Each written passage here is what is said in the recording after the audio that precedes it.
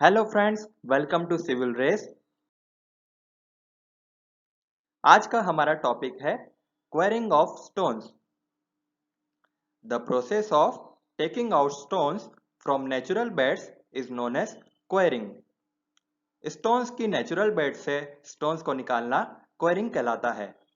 आप पिक्चर में देख सकते हो, स्टोन्स की बेड है, उसमें से स्टोन्स को निकाला जा रहा है।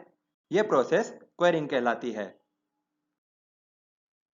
Difference between mines and query. Mines देखते हैं। Operation of excavation in greater depth. जब हम स्टोन्स या फिर रॉक्स को किसी ग्रेटर डेप्थ से निकालते हैं या माइंस के अंदर से निकालते हैं तो उसे हम माइनिंग कहते हैं। हमने देखा होगा कि कोल्स की माइन होती है जिसमें अंडरग्राउंड सुरंगें बनाई जाती है और वहां से एक्सकेवेशन होता है। इसे हम माइंस कहते हैं।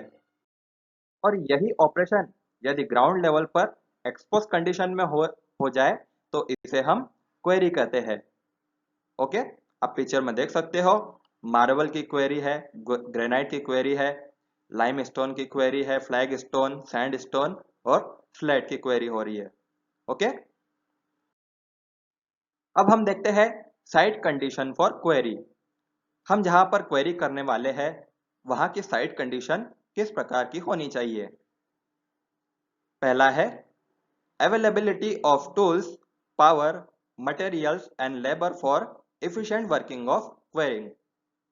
efficient working के लिए अच्छे लेबर, मटेरियल्स, पावर और अच्छे टूल्स होने चाहिए। दूसरा है easy availability of clean water in sufficient quantity all the year around। पूरे साल भर हमारे पास क्लीन वाटर अवेलेबल होना चाहिए। तीसरा है इकोनॉमी इन क्वेरिंग। क्वेरिंग करना इकोनॉमिकल होना चाहिए। चौथा है ड्रेनेज ऑफ क्वेरी पिट। जो क्वेरी पिट है उसके लिए ड्रेनेज होना चाहिए। पांचवा है facility of carrying and conveying stones from query. Query करने के बाद स्टोन को एक जगह से दूसरी जगह ले जाने के लिए साधन होने चाहिए। अगला है quality of stone available from query. हम जहां पर भी क्वेरी कर रहे हैं वहां का स्टोन अच्छी क्वालिटी का होना चाहिए। अब है मेथड्स ऑफ क्वेरिंग। तीन प्रकार की मेथड्स होती है जिसमें पहला है क्वेरिंग विथ हैंड टूल्स, दूसरा है क्वेरिंग विथ चैनलिंग मशीन, तीसरा है क्वेरिंग विथ ब्लास्टिंग। तो देखते हैं quarrying with hand tools. Quarrying with hand tools तीन प्रकार से होता है जिसमें पहला है डिगिंग और एक्सकेवेशन, दूसरा है हीटिंग और तीसरा है वेजिंग। डिगिंग या एक्सकेवेशन में हम इंस्ट्रूमेंट का यूज करते हैं जैसे कि access, hammer, shovel, chisel.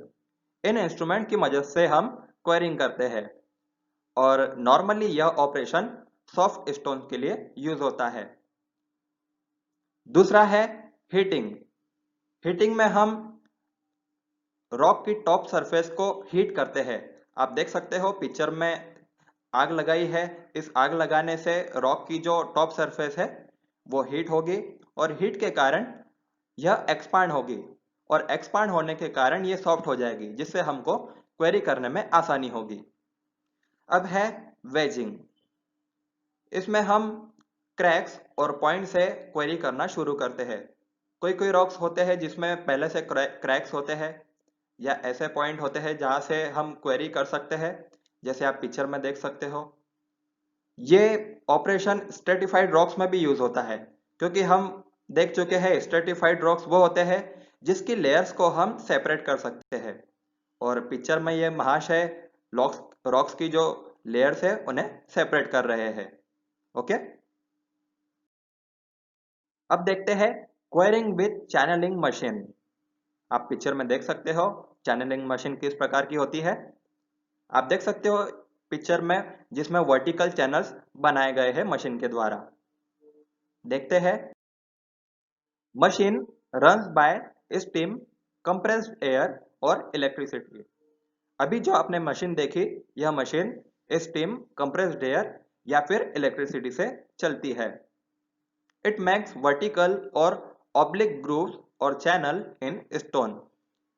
Grooves यानी नालियाँ, छोटी छोटी जो नालियाँ होती है वर्टिकल या फिर ऑब्लिक, ये नालियाँ बनाता है स्टोन्स में, जिससे कि क्वेरी करने में आसानी होती है।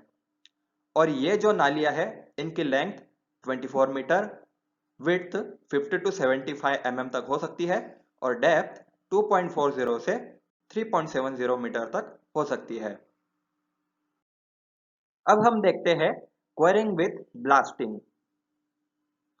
मतलब क्वेरी करने के लिए हम ब्लास्ट भी करते हैं।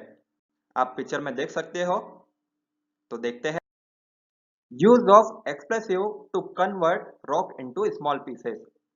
रॉक्स को छोटे छोटे पीसेस में यदि हमें तोड़ना है तो हम रॉक्स के अंदर ड्रिल करके उनमें एक्सप्लेसिव भर देते हैं। वह एक्सप्लेसिव जब ब्लास्ट होते हैं तो रॉक्स को स्मॉल पीसेस में कन्वर्ट करते हैं। दूसरा है when we want small pieces of rocks. जब हमको रॉक्स के छोटे छोटे पीसेस चाहिए है तब हम यह मेथड यूज कर सकते हैं। दूसरा है यूज्ड फॉर हार्ड स्टोन्स। ये जो मेथड है हार्ड स्टोन्स के लिए यूज होती है। अगला है small stone used as a ballast in railways, aggregate for concrete and road metal. ये जो स्मॉल स्टोन्स होते हैं फिर रेलवे में बालास्ट के तौर पर यूज होते हैं। हमने रेलवे की पटरियों को देखा होगा, पटरियों के पास छोटे छोटे एग्रीगेट होते हैं, इन्हें हम बालास्ट कहते हैं। तो ये छोटे स्टोन्स बालास्ट के रूप में भी यूज हो सकते हैं, कंक्रीट में एग्रीगेट के रूप में भी यूज हो सकते हैं और रोड मेटल में भी यूज हो सकते हैं। Please support our channel, like, comment and subscribe. Thank you.